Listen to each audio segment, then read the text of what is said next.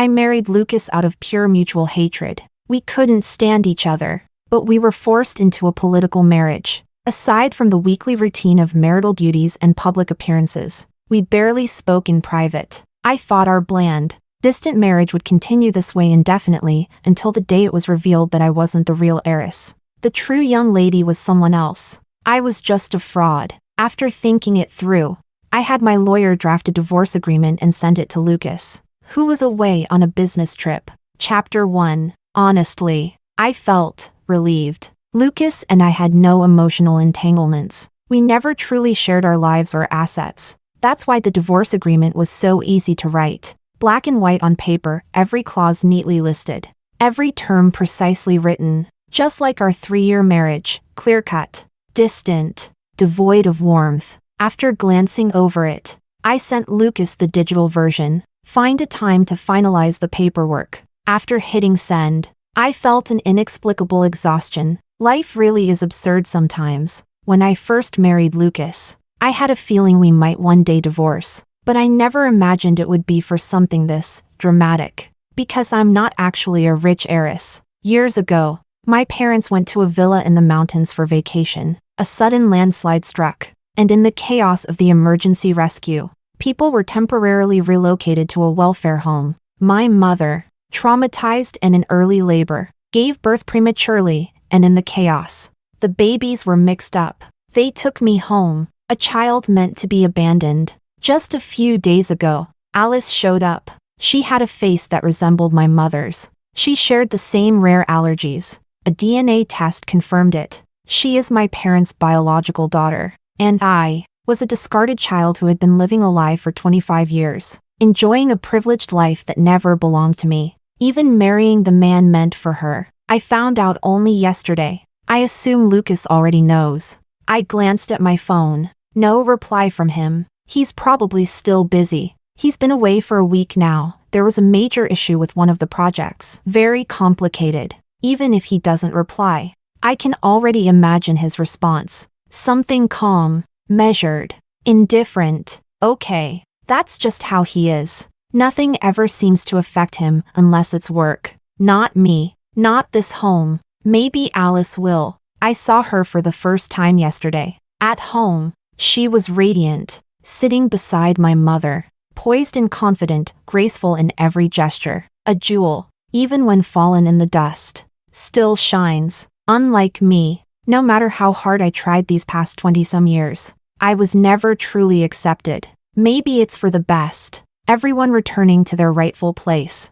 As it should be. Chapter 2. The house I'm living in now was a wedding gift. Lucas bought it specifically for our marriage. Since we're getting divorced soon, I really shouldn't stay here anymore. Technically, I own a few properties, but they were all gifted either by my family or Lucas. They were never truly mine, and I don't intend to live in any of them. I left the house, planning to rent a place near my studio as a temporary solution. Thankfully, I'd already left the family business last year and started my own company. I no longer rely on them. I have a stable income and decent savings now. I still remember how fiercely my family opposed me when I said I wanted to leave the group and start an MCN company. In the end, the only one who supported me was Lucas. My family has always disliked it when I do things outside of their plans. They said everything they'd done to raise me over the past 20-something years wasn't so I could go out and show my face in public, or mingle with the wrong kind of people. That day, I sat there silently after being scolded, zoning out on the couch. I didn't even notice when Lucas came home, not until he turned on the light and sat down beside me. "How's your MCN studio going?" He had overheard a few of my calls with potential investors before, but this was the first time he actually asked. I shook my head. Probably won't happen. My family's disapproval had scared off a few investors who were originally interested. This was their usual tactic, to force me to back down. Lucas didn't say anything at first. He just asked, "But do you still want to do it?" All my life, people have asked me should I, could I, would I. This was the first time someone asked me if I wanted to. I was caught off guard. Lucas has never been the patient type. But that day he quietly sat there as I hesitated and fumbled, until I finally gave a small nod. He stood up and tossed 2 calm sentences over his shoulder. "Then do it. I'll take care of the investment." If it fails, I'll cover the loss. He's always been direct. But those words were a shot of adrenaline to the lost and unsure version of me. Looking back now, if it weren't for Lucas's support, I'd probably be in a far worse position today. Chapter 3. By the time I finished checking out the apartment, it was already getting dark, but at least it was settled. I couldn't move in tonight, so I planned to pack a bag and stay at a hotel for the night. Back home, Lucas still hadn't replied. Maybe he hadn't seen the message, or maybe he had and simply chose not to respond. To him, this probably wasn't a big deal, maybe not even worth as much attention as a meeting. That thought brought a sudden wave of bitterness. Back when I married him, it was because my mother, more accurately, my adoptive mother, forced me into it with the engagement as leverage. And yet, after 3 years of marriage, I had somehow grown attached to Lucas. Dependent. Even. Life always plays these tricks, unpredictable and cruel. I shook off the melancholy and began packing. Aside from a few sets of clothes, I didn't take anything else. There were lots of handbags and jewelry in the house. Most of them gifts from Lucas. I rarely wore them. I was never that into luxury. But Lucas often brought things back from auctions and charity events. Over time, they filled several cabinets. Truthfully, he hadn't treated me badly. In the first year of our marriage, I once went to inspect one of our factories and got caught in a massive snowstorm. We were stranded in a small town, not much to go around, but enough to survive. All the roads were blocked. I never knew how Lucas managed to get there. He showed up in a down jacket, snow clinging to his eyelashes, pant legs soaked and frozen. He looked absolutely disheveled, yet still carried himself with quiet dignity. He asked if I was okay. I had been trapped there for 4 days. Not a single call from my family. Only Lucas found a way to come for me. Sometimes I wondered, did Lucas maybe care for me a little?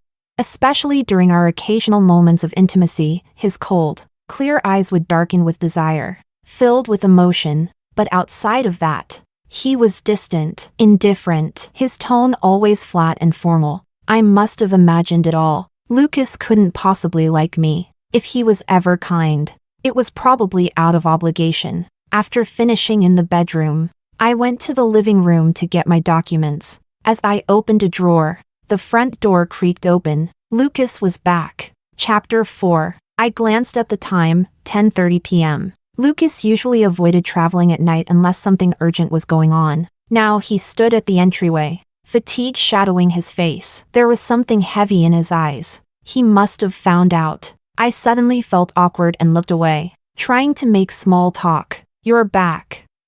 Did you eat?" Lucas gave a nonchalant hum in response. He avoided my gaze, changed his shoes, and took off his coat. I didn't know how to face him, so I slipped back into the bedroom. It wasn't until I saw the suitcase that I remembered I hadn't grabbed my ID. I turned around to get it and walked right into Lucas. He glanced down at the suitcase. "Where are you going?" I thought he was asking where I'd be staying tonight, so I answered, "I'll just stay at a hotel for now." Lucas nodded, walked past me, opened the wardrobe, and started packing 2 sets of clothes into my suitcase. I froze. He looked completely natural as he said, "Didn't you say you were tired of this place? Let's stay at a hotel for a change of scenery." He said it so matter-of-factly, but for some reason, my face flushed. I mumbled a denial. That's not what I meant. At that moment, I wondered, had he even seen the message? The heat on my cheeks faded fast. I took out the clothes he'd packed and said, "Lucas, check your WeChat. I sent you something." He seemed to dig in out of pure stubbornness, putting the clothes back in the suitcase. "What is it?" I didn't get anything. Didn't get it? But I clearly sent it. Could it have failed to deliver? I pulled out my phone to check, but before I could unlock it, he snatched it away. Then he said my name, Elena. "I don't want to read messages. I'm standing right in front of you. Whatever it is, tell me face to face." I froze. Face to face. Tell him what? That we're getting divorced. That I'm a fraud. That the woman he was supposed to marry isn't me. That now, finally, he doesn't have to stay tangled up with someone he doesn't even like. The words sat like a stone in my chest, heavy, painful, but even if I avoided it now, The truth would have to come out eventually. I hesitated, then finally gathered the courage to speak. Actually, But Lucas's phone rang. He glanced at the screen and walked out to take the call. I stood there, empty and powerless. I had caught a glimpse of the caller ID. It was my mother. Chapter 5. I knew exactly what that phone call was about. Just like the other day at home, her face calm and composed, she told me that the family's business ties with Lucas's couldn't be broken. Marriage was the most effective way to maintain that relationship, and the person in that marriage had to be the real daughter of the family. In other words, not someone like me, a fake. Otherwise, the union would be meaningless. For the first time, a flicker of guilt appeared on her elegant face. She said she shouldn't have forced me to marry Lucas, knowing full well I didn't like him. That now, I no longer needed to compromise in a marriage. I was free to choose my partner. Her words sounded full of care and understanding, but between the lines, every sentence drew a line between us. Honestly, she didn't have to. I wouldn't take a single thing that wasn't mine. I wouldn't stay a second longer in a home that wasn't mine. While Lucas was still on the call, I quickly zipped up my suitcase and headed toward the door. I didn't realize Lucas was standing right there in the entryway. He usually took calls in his study, but today he was casually leaning against the cabinet near the entrance. A few buttons of his collar were undone, and his brows were slightly furrowed. He looked irritated. Sensing movement, he looked over and met my gaze. He stood upright, relaxed his brows, and spoke coldly into the phone. "That's all for now." Then he hung up. His eyes fell on my suitcase. He raised an eyebrow. "Have you picked a hotel yet?" I didn't respond. I tried to walk past with my suitcase, but he pulled me back. "Did you pack my clothes?" I said nothing. He let out a sarcastic laugh. "Elena, want to guess whether I'll let you walk out that door today?" Even if he hadn't read my message earlier, that phone call must have made everything clear. Then what was this? I gripped the suitcase handle tightly, trying to keep my voice calm. "Lucas, let's get a divorce. I'm just a fake. Your real marriage partner isn't me." Two simple sentences, but they took everything out of me. I couldn't stay a second longer. I pushed the suitcase, but it didn't budge. Lucas gripped my waist tightly, his voice low and laced with anger. "What are you trying to say? That you're not the real Elena? Who's the one that's been married to me for 3 years? Who's been sleeping in my bed?" I stayed silent, clutching the hem of my dress. He grabbed my chin and forced me to look at him. His eyes were burning with fury. "And now? The one standing in front of me, isn't that you? Say something." My throat burned too much to speak. I could only nod. But as soon as I moved, the tears I had been holding in spilled over. Lucas reached up to wipe them away. His fingers were warm as they brushed my skin, and somehow that only made me cry harder. He sighed. "What are you crying for?" I came back, didn't I? Once I had calmed down, Lucas carried me back to the bedroom, dragged me into the shower with him, and finally tucked me under the covers and pulled me into his arms. I still didn't understand what he meant. Even if I was the one married to him these past 3 years, this marriage was never meant to be mine. I peeked out of the blanket, wanting to ask, but he glanced at me, turned off the light, and said coldly, "Sleep." I didn't dare press him further and quietly retreated under the covers, closing my eyes. Chapter 6. When I woke the next morning, Lucas wasn't in the bedroom. I figured he'd already left for work, but when I stepped out, I saw him in the living room reading. Seeing me, he got up and went to the kitchen to bring out breakfast. "Freshen up a bit. The stylist will be here soon." I blinked. "What for?" Lucas glanced at me. "Alice's welcome back banquet is tonight. You're coming with me." I lowered my head and said nothing. A banquet for the real daughter, and me. The fake, what kind of joke was that? Besides, no one had told me about it. Clearly, I wasn't welcome. I looked at Lucas and opened my mouth, but he cut me off. "No." I set my bread down and murmured, "I don't want to go." Lucas was silent for a moment. Then he took a sip of coffee. "You're my wife. If I show up alone, people will think we're really divorced. Is that what you want?" Lucas was always smooth with words, while I could never argue well. In the end, under his watchful eye, I got my hair done, changed into a new outfit, and left the house with him. Alice's welcome back banquet was lavish. Nearly every socialite in Jiang City showed up. When Lucas entered with his arm around me, all eyes turned toward us, full of curiosity and speculation. Only my former parents had a brief flicker of stiffness in their expressions. But just for a moment, they quickly recovered and came over enthusiastically. My mother grabbed my hand and smiled affectionately. "You silly girl, why haven't you come home lately?"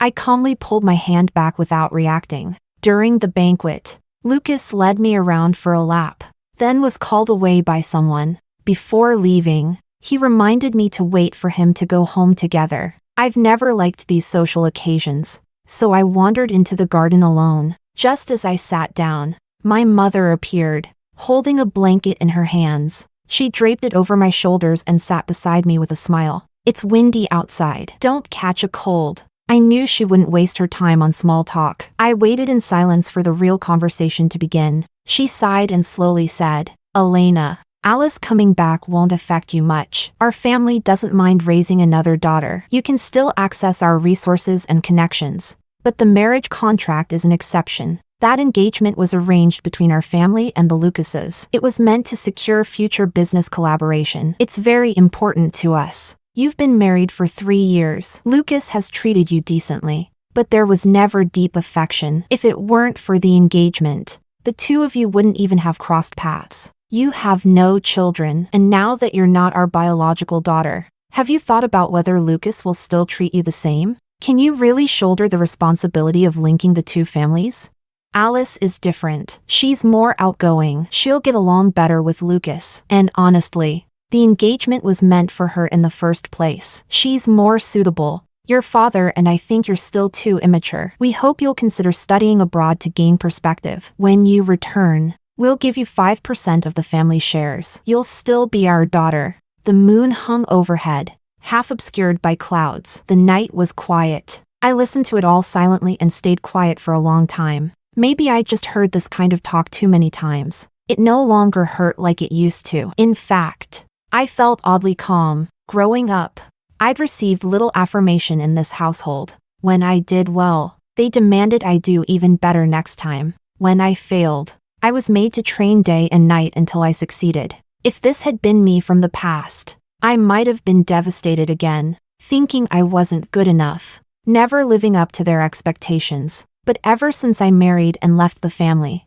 living without their interference, I've started to change. Their approval no longer feels that important. I stood up and bowed deeply to her. "Madam, I'm truly grateful for the years you spent raising me. I have no way to repay you. But if you're willing, I can reimburse every cent and ounce of effort you invested in me. As for my marriage to Lucas, yes, I benefited from the family connection. I can't deny that. Since I'm not your daughter, I'll step away from this engagement. I'll find the right time to talk to Lucas and return the marriage to your family. But for the rest of your conditions, I'm sorry, I can't agree. I'm no longer your daughter. From now on, I will not accept any direction from you about how I should live my life." With that, I turned and left. Chapter 7. After leaving the garden, I wiped away my tears and took a moment in the corner to calm down before re-entering the banquet hall. I wanted to go home but didn't see Lucas in the hall. Eventually, I found him on the second-floor terrace. Even from halfway down the corridor,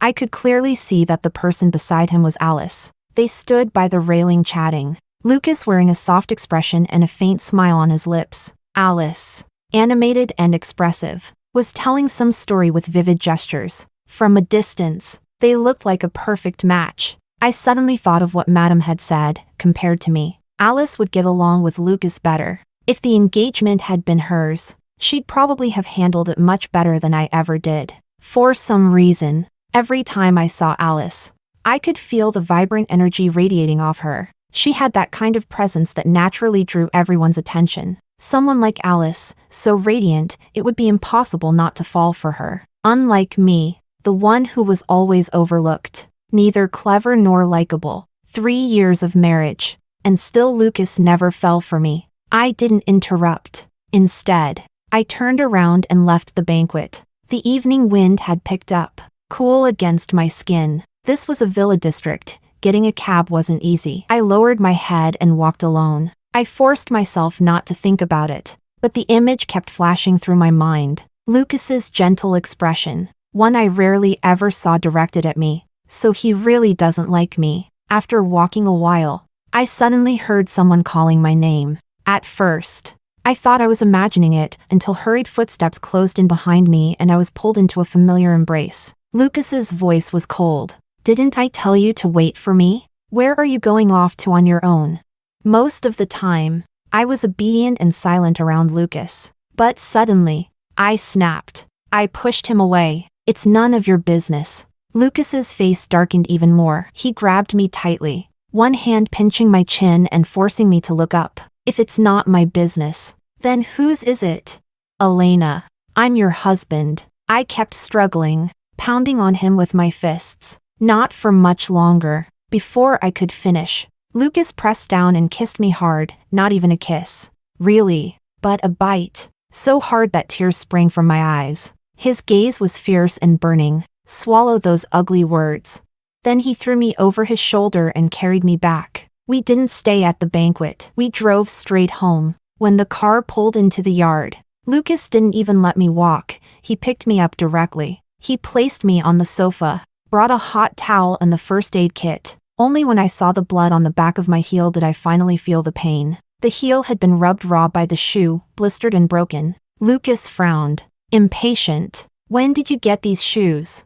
My feet aren't a standard size. Ready-made shoes always hurt. After we got married, Lucas had all my shoes custom-made, so they rarely caused blisters. But today, when styling my outfit, the stylist said this pair matched best, so I wore them. They were a birthday gift from Madam. Lucas paused while applying the ointment and said softly, "If they don't fit, don't wear them. If you like the style, I'll have a pair made to fit you next time." I didn't reply. My nose stung. Sometimes, I really couldn't understand. If he didn't like me, why was he being so kind?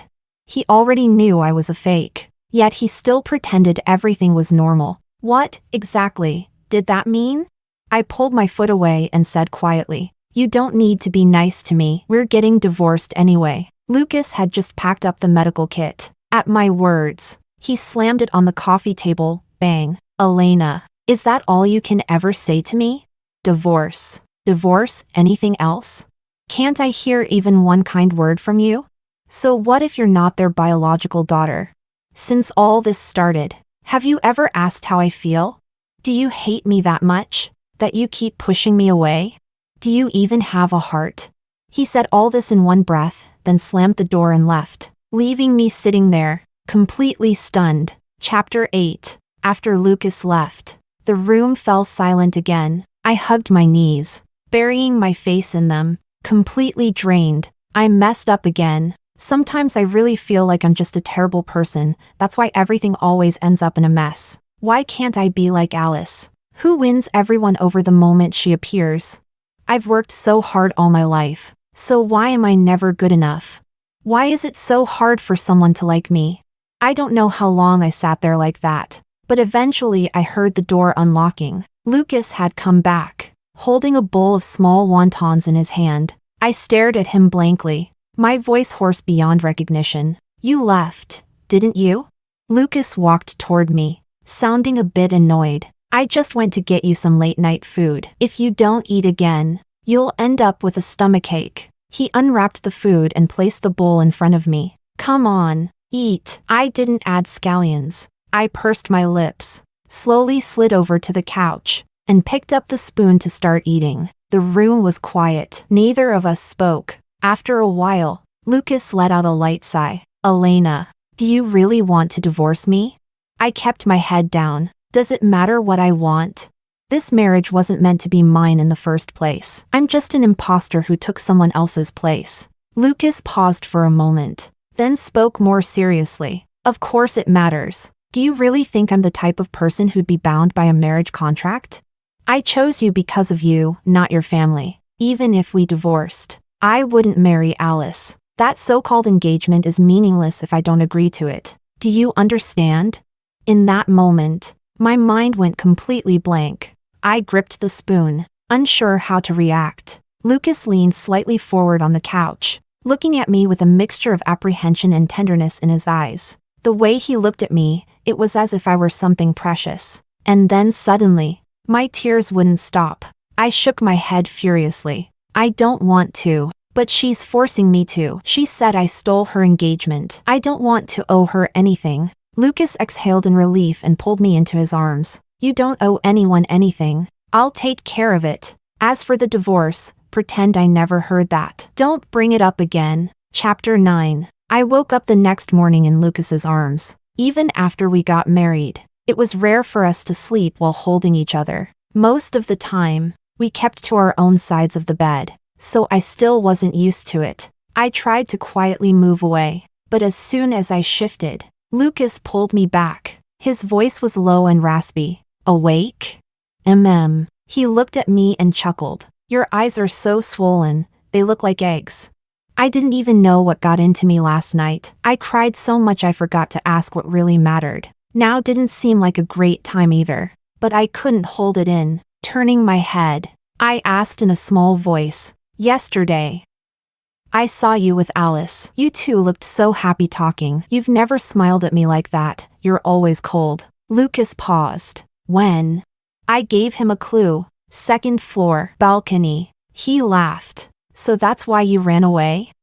After the talk with the madam yesterday, I had planned to find Lucas and talk things through. If he didn't love me, I would accept a divorce. But if he wanted to stay with me, I could find another way to repay my adoptive parents. But when I saw him with Alice, how perfect they looked together, I backed out. I know I'm not the most likable person. I'm indecisive and awkward, and I was so scared of hearing another rejection. I've heard too many lately. My biological parents abandoned me. My adoptive parents looked down on me. No matter what I do, I'm never enough. If Lucas rejected me too, I would have felt completely worthless. So I decided to be the one to push him away. That way, I wouldn't be the one who got left behind. But I didn't want to tell Lucas that. He sighed. I didn't want to smile either. But she called me brother-in-law. What? Yesterday, after arguing with your family, I was planning to take you home. On the way, I bumped into Alice on the second floor balcony. She saw me and called me brother-in-law. Then she asked what kind of requirements your company had. She wants to be a comedy influencer. I thought it was weird you suddenly left. I figured maybe your family upset you. Didn't expect it was because someone was jealous. His teasing tone made my face burn. I buried myself under the blanket. Even if I had been dense before, now I understood Lucas had feelings for me too. I peeked out again. Lucas, why were you always so cold to me before? I thought you didn't like me. Lucas was silent for a while, then rested his chin on top of my head. I thought you didn't want me to. Before we got married, I heard you were refusing the engagement. And after we married, you'd avoid eye contact every time we met. I was afraid you'd hate me even more. Back when the marriage was arranged, I did resist for a while. But it wasn't because I didn't want to marry Lucas, it was because the madam demanded I have a child in the first year. I always knew I wouldn't get the chance to fall in love freely. So really, whoever I married didn't make much of a difference. And Lucas, he had good looks and character. I wasn't against marrying him. I reached out and hugged him. Then, don't be so cold to me anymore, okay? Tell me you like me more often. If you don't say it, I'll think you don't, okay? After that, talk of divorce completely stopped. My adoptive parents didn't bring it up again, and the chaos caused by the truth about our identities seemed to blow over. Though recently, I heard Alice had quite the meltdown at home. Chapter 10. After the welcome back banquet, I never returned home or contacted my family again. Later, I heard through the grapevine that Alice ran away from home, and the madam was so furious she ended up in the hospital. I didn't pay much attention. One day, I was in a meeting at the company when I suddenly got a call from Alice. Hey sis, are you free to come bail me out at the police station? From the sound of her voice, I thought something serious had happened. So I rushed there, only to find her squatting with a group of punks with dyed hair. The police explained what had happened. Alice had gone to buy a street-side pancake. And just then, some guys tried to extort an old lady vendor for protection money. Alice grabbed a chair and got into a fight with them. 1 against 3. She got pretty banged up. But those punks didn't get off easy either. After I got her out, we stopped by a pharmacy, and I treated her wounds in the backseat of my car. Next time, call the police. Don't get into fights, it's too dangerous. Alice just shrugged, unconcerned. I'm not saying I'm a badass or anything, but those 3 skinny mutts? Please, I've fought worse. I paused mid-motion, about to say something when she suddenly clamped a hand over my mouth. Stop right there. Don't apologize. It's not your fault we were switched at birth. Blame those nut jobs who can't even recognize their own kid. I'm already kinda regretting coming home. Too many damn rules. Can't do this. Can't do that. I even got scolded for eating street food, and now they're trying to emotionally manipulate me. They never raised me a day in their lives. But the second I showed up, they wanted to marry me off to my brother-in-law. No less. I swear, even feudal society wasn't this twisted. Is this how all rich families operate? I actually feel bad for you. All these years living my rich girl life, you weren't enjoying it. You were suffering in my place. No way I could have handled it. Once Alice started talking, she just wouldn't stop. I couldn't even get a word in. Then I suddenly remembered what Lucas said, that she wanted to become a comedy influencer. Honestly, she might just have the talent for it. After I finished dressing her wounds, I asked where she wanted to go. Was she heading back home? Alice shook her head like a rattled drum. Nope, no way. That place is suffocating. They first tried to marry me off to your husband. When that didn't work, they tried to set me up with someone else. I'm still in grad school, and all they see me as is a bargaining chip for alliances. I refused, so they cut off my cards. Ugh, so annoying. If I had known, I would have maxed them out first. Total waste. She scratched her head in frustration. Silently, I pulled out a card and handed it to her. Alice blinked, then snatched it with a shout. Sis, you're the best. Even though you're only a few days older than me, you'll always be my big sister. I mean it. And don't listen to any of their manipulative crap. Everyone in my dorm worships you. We love the influencers signed to your company. Your sense of online trends is next level. I wasn't used to being praised so directly. Her words made me feel a bit embarrassed. Oh right. I almost forgot why I came. She rummaged in her bag and pulled out a document, a 5% share transfer agreement for the family company. Mom and Dad told me to give this to you. They said you'll always be their daughter. At first, they tried to force you into a divorce, but now that you and Lucas are clearly inseparable, they want to win you back. Gross tactics. Sure, but the money is real, so you'd better take it. Seriously, don't refuse. Oh, and by the way, Lucas really is handsome. The other day I overheard him yelling at them, saying if they dared mess with you again, he'd pull his investment. I totally fangirled over it. I took the document from her, thought for a moment, and accepted it. Chapter 11. Ever since Alice ran away from home, she's been living with us. At first, Lucas was quite flattered when she called him brother-in-law. But when he saw how she constantly followed me around, he gradually started getting jealous. That night, I was brushing my teeth in the bathroom when Lucas suddenly came up behind me. You're not sleeping with her tonight. Right after he said that, Alice knocked on the door. Sis, are you ready? I've got the movie set up. I'm waiting for you in my room. Lucas. He gritted his teeth. You're not going. I laughed and pushed him away. Slipping into Alice's room, we had planned to watch a horror movie together. Eventually, Lucas couldn't take it anymore. He bought Alice an apartment near her university, and even had a small private theater installed. He ordered her to live in her own place from now on and stop coming over every few days. Now that she had her own place, Alice completely stopped going back to her adoptive family's home. At first, her adoptive parents tried to discipline her using the same rigid methods they used on me. But when they realized it didn't work on her, they switched tactics and tried to soften their approach.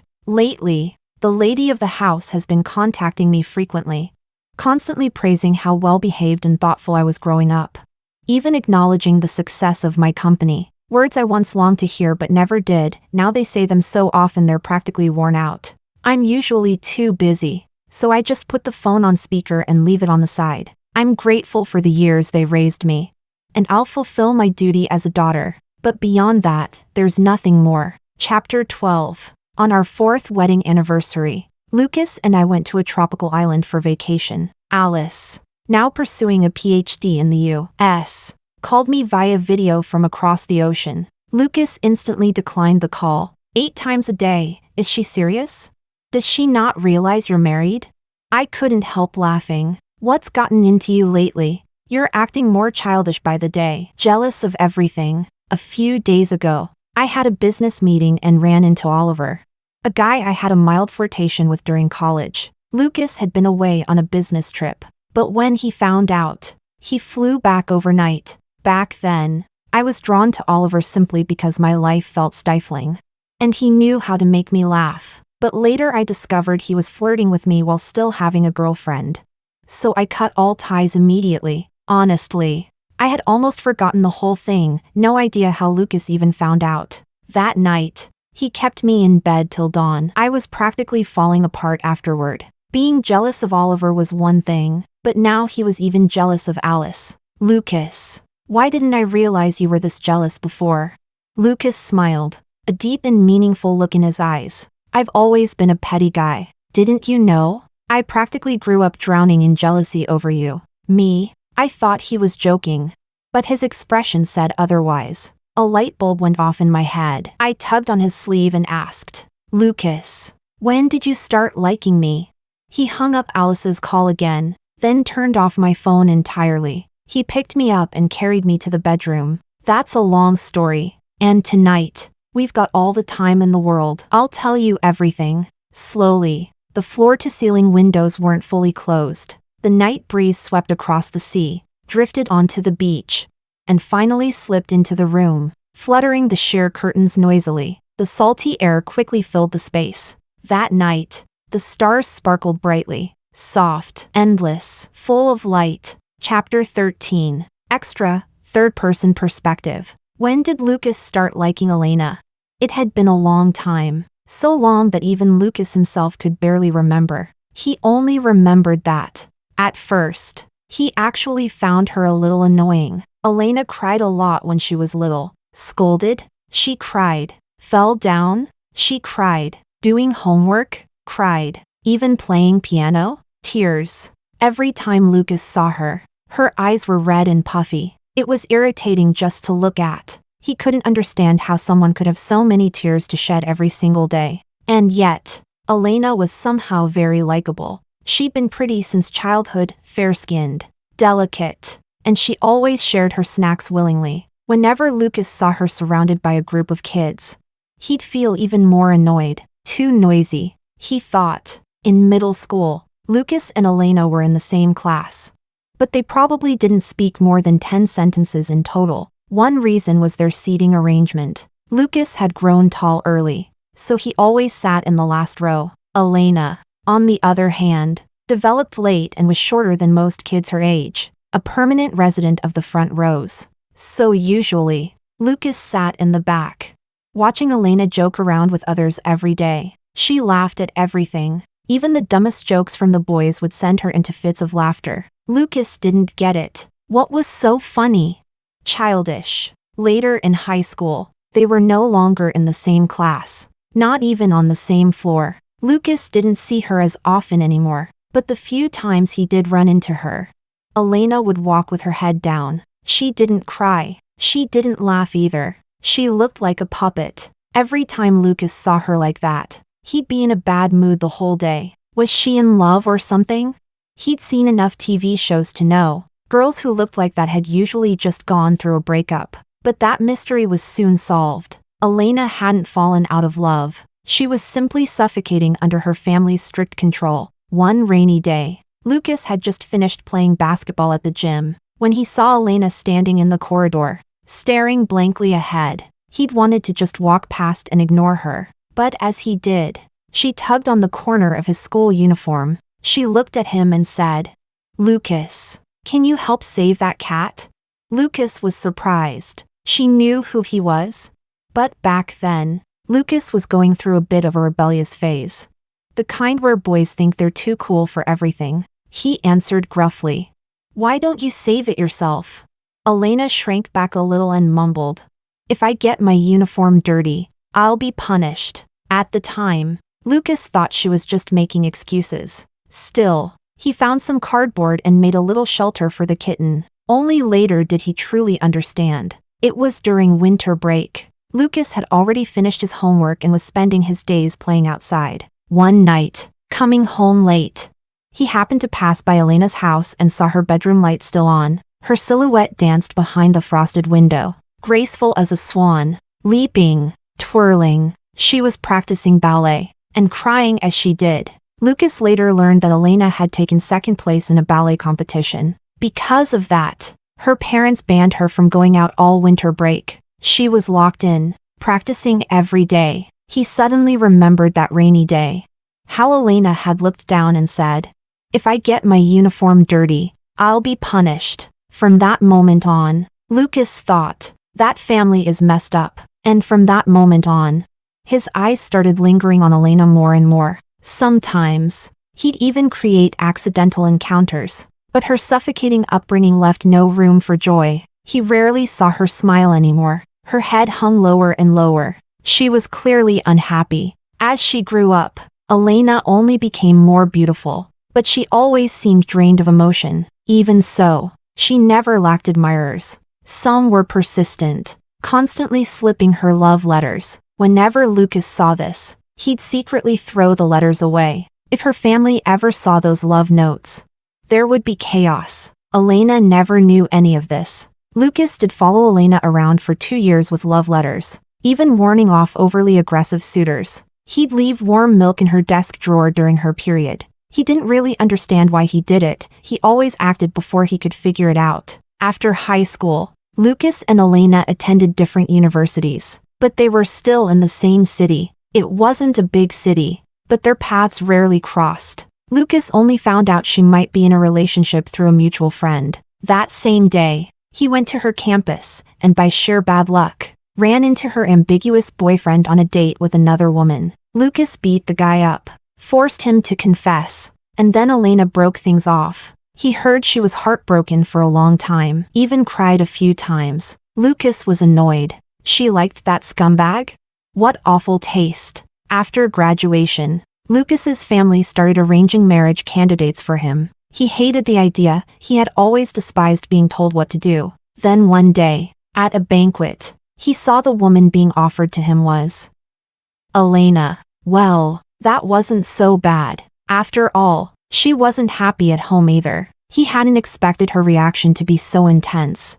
Though, she made a huge scene, refusing the marriage. Lucas thought maybe she hated him, or maybe she still hadn't gotten over that jerk. But either way, the marriage was going to happen. He saw it clearly. If it wasn't him, it would just be someone else. Her family was never going to let her fall in love freely. So if that's how it had to be, it might as well be him. At least he wouldn't control her with rules. He wouldn't make her suffer. After the wedding, Lucas was always flying out for work. He barely stayed home, even in bed. He kept things restrained. He thought that as long as Elena was comfortable, maybe their marriage could last longer. Lucas had thought about confessing, but Elena was timid, raised under strict rules for so long. If she found out he had a crush on her, she'd definitely panic. Knowing her, she probably wouldn't even know how to face him anymore. So Lucas thought, forget it. It wasn't that important. As long as she could be comfortable and happy, that was enough. This peaceful marriage lasted for 3 years. And slowly, Elena began to change. She started to break away from her family, found a job she liked and was good at, and no longer walked around with her head down. When her adoptive parents made requests, she stopped saying yes to everything. Even their relationship started to warm up. When Lucas returned from trips, Elena would sometimes pick him up. A pair of couple slippers appeared in their home for the first time. Sometimes, when they were close, Elena would hook her arms around his neck and ask if he could stay home more. Lucas felt secretly thrilled. He thought, finally, the clouds were clearing. But then, in the middle of a business trip, he got a divorce agreement from Elena. It was so sudden. Lucas was stunned. Later he found out her family had gotten into serious trouble again. He knew they were pressuring her again. Furious, Lucas tried to message and call her, but didn't even know what to say. The 2 short messages she sent just irritated him even more. He deleted them without replying. That very day, he rushed home. Good thing he made it back in time. Otherwise, he'd have lost his wife.